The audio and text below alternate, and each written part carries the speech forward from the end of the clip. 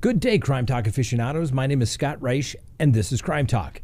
Let's get to the docket. First, we've got a bunch of Lori Vallow news and a little bit of explanation. Letecia Stauch wants to be NGRI. That's right, not guilty by reason of insanity.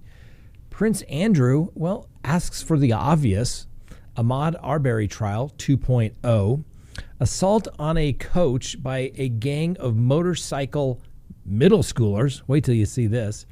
Ladies, this can happen to anyone, and I'm telling you, you need to be so very careful. And then finally, our dumb criminal of the day. Let's talk about it.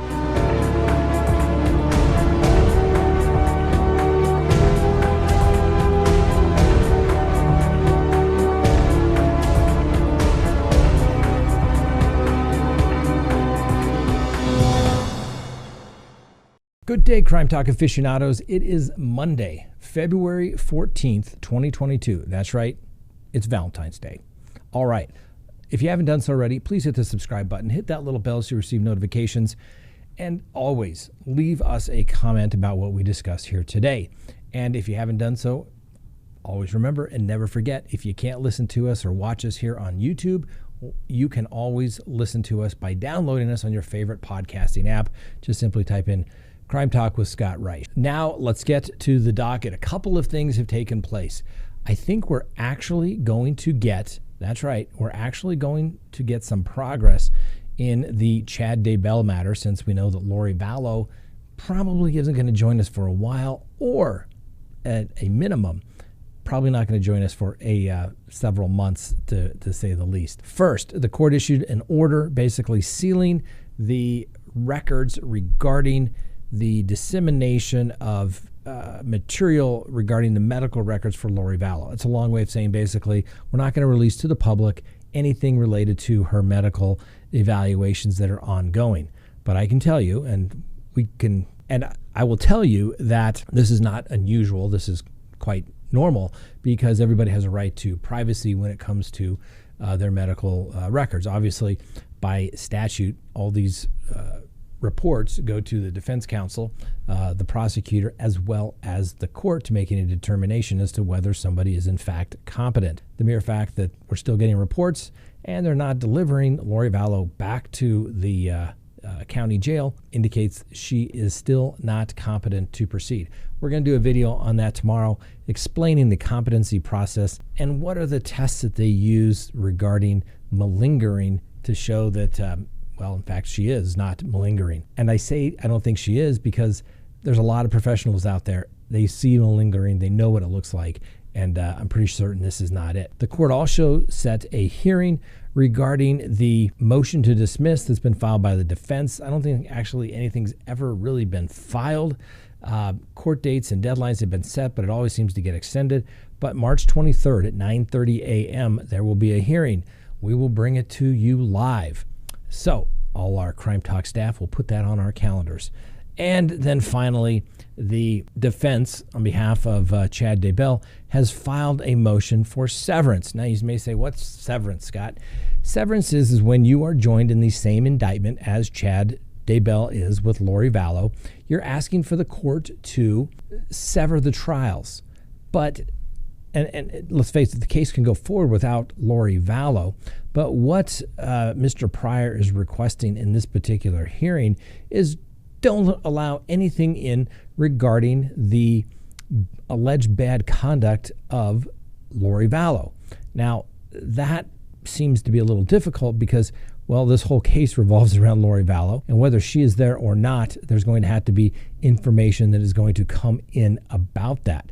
Now, obviously, we don't have all the information that the defense attorney has, but I would think that this would be a good defense tactic for Mr. Pryor to say, bring it all in. Let's say how crazy Lori Vallow is. And look, she fooled everybody, including her own attorney.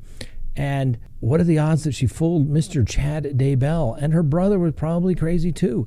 Lay it out there. You have to embrace the bad facts when it comes to preparing your defense. And basically what they're asking for is don't allow in 404B evidence throughout the trial. We all talked about that. That's the other crimes, wrongs, or misconduct. But there's things called res gestae. something that the court says is so intertwined to this case that although prejudicial, the probative value outweighs any prejudicial effect on the defendant, and therefore it should come in to help give context to the entire circumstance. We'll have to wait and see what the court rules on this motion, but my thinking is it's a little bit premature for this to be filed and severance issues to be resolved just yet. Obviously, when the court rules or any further filings come about, we will let you know. Next on the docket, Letecia Stauch. Remember her? Oh yeah, that's right. The lady, the stepmom, is accused of killing her stepson, Gannon Stauch. Well, we know we've had a couple of competency evaluations. She entered a plea of not guilty. They set the matter for trial. The defense filed some motions saying that we want to do some sort of modified, diminished capacity defense.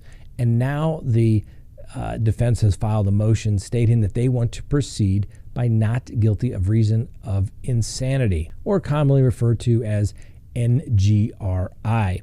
Now, she's obviously facing first-degree murder trial charges and tampering with evidence charges there in Colorado Springs. And the prosecutors allege that she killed their 11-year-old stepson, Gannon Stauch, back in January 2020, then placed his body in a suitcase under a highway bridge in Florida. Now, Letecia Stauch's attorney said that he has a mental health expert that has agreed to perform another evaluation of Letecia Stauch, who says there is a high likelihood of psychosis, which brings me back to what I said. We'll bring you a story about psychosis, what it is, how they look for it, and what does it really mean as it comes to being able to participate in your defense. Now, since she's been in custody, Letecia has allegedly tried to escape from her jail cell window and has tried to represent herself at trial. Letecia has had multiple mental health evaluations since the beginning of her case and even wrote a letter to the judge that she thought that her attorneys were in cahoots with the prosecutors. So now Letecia will be given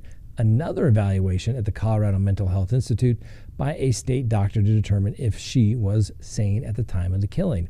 Now, if the state doctor finds her insane, prosecutors can decide to have her committed rather than stand trial, or she'll stand trial or use insanity as a defense. If she's found sane, Stauch's defense attorneys will use their out-of-state expert to determine sanity. If that's the case, prosecutors will again decide to go to trial with the insanity defense or have her committed. If both doctors find Stauch sane at the time of Gannon's death, the trial will move forward with her original not guilty plea restored. Now, what does that really mean? Remember, not guilty by reason of insanity it's an affirmative defense. It's basically saying, I did it, but I was crazy at the time, all right? I was under the psychosis at the time. It's not a free pass. It just means you go to the state mental hospital for the rest of your life, not prison. Or I should say, you can actually be held for up to the rest of your life if you're found guilty of by reason of insanity for first-degree murder in the state of Colorado. People throw around NGRI a lot. I've used it several times when we were trying to figure out what was going on when we had mental health issues in a case. One time we had a situation where it was quite obvious and it was just weird. And we hired a doctor immediately, a psychiatrist, wrote the evaluation, and they said NGRI. We submitted the information to the prosecutors and they're like, yeah, NGRI. Person didn't get a pass. They got a trip down to the state mental hospital. So it's the type of situation where be careful what you wish for. I mean, yes, it's better than spending your life in prison. However, the bottom line is we really want to use it for people that are truly insane. We'll have to wait and see. There's been a lot of evaluations as it relates to competencies on Letecia Stauch. I would think the defense would have already submitted a report by the doctor because the NGRI plea has to be done at the time of arraignment unless you can show good cause. So a motion for leave has to be filed stating that they couldn't properly investigate it at the time and therefore let us go forward. We'll see if the judge is going to allow that. We'll wait and see. The court did also deny several motions to suppress that were filed by the defense, specifically the wiretap motions as well as the search of the ADT, the home security system, as well as the cell phone of Letecia Stauch. All denied, so everything that was on those items is coming in as evidence. Next on the docket, Prince Andrew asks the obvious, and as well he should. And frankly, I mean, like I said, I don't know if Prince Andrew did this, if he's this creeper guy or not, but when they're trying to sue you, you basically say, fine, prove it. And one of the things Prince Andrew is saying is they want Miss Virginia Roberts to hand over the original photo of her and the Duke of York at the Ghislaine Maxwell home because they claim that the photo is a fake. A photographic expert allegedly hired by Andrew's defense team will then examine the original photo if they can have access to it and determine if it has been tampered with. Now, Miss Roberts said in 2016 that the original photo is probably one of the moving boxes at her in-laws' home in Australia. Roberts claims that the photo was taken when she was 17 at the same night that Prince Andrew allegedly holed up cue card, did terrible things to her that have made her feel upset and bad and injured financially over the last 20 some odd years. Now, obviously, Prince Andrew denies these allegations, but his legal team has so far failed to try to get the case thrown out before it reaches the courtroom, which is not surprising because that's the legal standard. The court has to view the evidence in a civil case basically as the allegations are true. Just like in a criminal case, they have to view the evidence in the light most favorable to the prosecution. That's why civil cases go forward, even though you know they're just ridiculous and complete garbage. You have to go through the process, spend a lot of time, money, and attorney's fees. If anyone's ever been sued, it is a huge, huge distraction. It takes away from companies focusing on what they do because they're dealing with litigation. So sometimes that's why people settle for nuisance value because they just want to move on. Next, Ahmaud Arbery 2.0. 16 jurors, 12 jurors plus 4 alternates have been chosen for the federal trial of the Gregory and Travis McMichael, as well as William Roddy Bryant, who has been charged with hate crimes in the murder case of Ahmaud Arbery. The jury consists of 8 white individuals, 3 black individuals, and 1 Hispanic. And the alternate are 3 white people and 1 Pacific Islander. Opening statements are set to begin this afternoon. The trial will begin in the U.S. District Court in Brunswick, Georgia, and it is expected to last for at least the next 10 days. We will let you know when that jury comes back. Obviously, we'll give everyone the presumption of innocence, even though they've already been convicted in state court. These are separate charges, so we'll give them the presumption of innocence. My prediction is that it'll still be guilty. I don't think anyone should be surprised by that, okay? Please go to CrimeTalkSearch.com, sign up for a background subscription service. You'll be happy you did. If there's anyone out there you were ever curious about what was in their background, now is the time to do it. If you're going to get involved with somebody, now is the time to do it. When you go to CrimeTalkSearch.com, you put in the name, literally millions of public records are searched, and a report is generated. And it's going to give you a report. If they have multiple social media accounts, you're going to find it. If they have multiple phone numbers, multiple email addresses, it's going to be found. And more importantly, you're going to get information regarding criminal history. Hopefully the person you're searching has none whatsoever. But if it's there, it's going to be found. You're going to get everything you'd want to know, whether you're going into business or whether you're going into a personal relationship. You're going to be able to find out the information you want to know. So go to CrimeTalkSearch.com, sign up today. You'll be happy you did. Next on the docket, an assault on a gym coach by a bunch of gang who are riding motorcycles who just happen to be middle schoolers. Yeah, take a look at this. A Texas football coach was attacked by a group of middle schoolers after he told them they couldn't have their dirt bikes on the school property. The attack was then caught on a cell phone video that shows multiple students chasing down the Texas high school football coach and punching him as he falls to the ground. Their parents must be so proud. After the coach was attacked, the minors were arrested, but then their older friends allegedly called the school, threatening to shoot it up. The principal sent out a letter to parents assuring the minors had been identified and taken into custody. He also asked people to refrain from talking about the incident while the investigation is still ongoing. Yeah, right. He ended saying that the incident took place is extremely unacceptable and that the students responsible for the attack will be disciplined accordingly, according to the Student Code of Conduct. Like, seriously, a motorcycle gang of middle schoolers? Are you kidding me? Come on. Where the hell are the parents? Seriously? I mean, parents shouldn't be charged, but maybe they should have social services involved in their life a little bit to see what the hell they're allowing to take place. Okay, now next one, ladies, I'm telling you, this is a scary story. And then I'll tell you a story. I'm telling you, this can happen to anyone where you have to be so vigilant about your surroundings. Jumping to New York, a 35-year-old woman in New York was followed back to her apartment in Chinatown and stabbed. The suspect is in custody and is accused of following Christina Yuna Lee after she got out of a taxi early Sunday morning.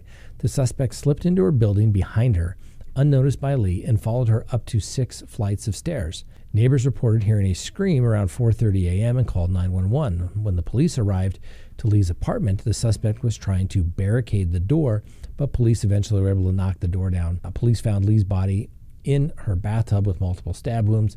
The suspect, Asamad Nash, 25, was covered in blood and tried to flee via the fire escape. It is reported that Nash and Lee did not know each other. Lee is a creative producer who worked for the music platform Splice. Her neighbors reported that Lee previously lived in New Jersey and had only been in the unit for less than a year. Nash is homeless and has a significant criminal history, including the latest arrest for less than a month ago, although it's not clear what the arrest was for or whether he was out on bail at the time. Nash had 3 open cases currently in Manhattan, where he's known as a transit swiper due to his history of crime in the subway stations. Nash reportedly yelled, "I didn't kill nobody, and I don't know what's going on," as he was led into the back of the police car. Of course, they didn't tell him that he was under arrest for killing somebody, I'm sure, so he's just letting them know he knows nothing about nothing. The investigation is ongoing, and they've yet to determine why Nash, and they're also trying to see if there is going to be a hate crime. Now, ladies and gentlemen, let me tell you, you have to be so vigilant. One of the worst cases that I ever handled was a gentleman sees a woman with her hands full. He gets off the bus, pulls the little buzzer, ding, ding, stops the bus, and literally is like, "I pick you." Followed this woman up to her apartment. She was aware of the gentleman behind her, became very concerned, but figured, I'll be okay if I can get to my apartment. Well, when she opened the door, he pushed his way in, did terrible, terrible, terrible things. Okay? Terrible, terrible things. Holding up a cue card. Okay? You can imagine what it was. Not good. Threats were made regarding, if you tell anybody, I will harm you. And so she was scared to call the police. The roommate called the police, and she was literally scared to death. You could hear it on the phone. It was one of the worst cases I've ever handled in my life. What I'm saying is that you have to be so vigilant about who is around you. And if you're not certain that something's cool, just keep walking. Go right back out to the city street or something. Don't go into the apartment. Once they push themselves in, they've already won, okay? Just a little word of advice. I don't know everything. Follow your self-defense instructors. Use your common sense. But I'm telling you, from my experience, what I've seen, letting them into the apartment is a bad, bad thing. All right. And then finally, ladies and gentlemen, our dumb criminal of the day. But let's give you our winner from last week, John Logan, the 911 dispatcher who hid a small camera inside the urinal at a Pennsylvania police precinct and captured his fellow officers in various stages of undress with exposed genitals. That's right, your law enforcement there. Somebody slipped through the process, I guess. Anyway, congratulations, you're a dumb criminal of the week. Please meet our dumb criminal contestant of the day, Victor Chavez Zuniga, who was in Orem, Utah around 10 p.m. and was pulled over for a broken headlight. Legitimate concern, violation, making sure the streets are safe. Anyway, the police discovered that the gentleman had several active warrants and was placed into custody. Now, during the search of Chavez Zuniga's items, police found a severed finger in a cloth wrap inside of his wallet. Now, he apparently had all of his digits, so it belongs to somebody else. Police added that the finger had pus and blood on it and that the nail was beginning to turn green. Obviously, it's still a little unclear why he had the finger in the wallet or who the finger belonged to. Nevertheless, Chavez Zuniga was booked into the Utah County Jail, where he's being held on several outstanding warrants. And then we have the misdemeanor charge of abuse or desecration of a dead human body. Although a charge may be a little tough to stick if they don't have the rest of the body and they know who it is. Maybe they get a fingerprint off of it. I don't know. They probably can. Ladies and gentlemen, what do I keep saying? You can't make this stuff up. All right. Thanks for watching. Don't forget to join us tomorrow night, our Tuesday Night Live at 6 p.m. Mountain Time. Please join us. Thanks for watching. We'll see you next time on Crime Talk.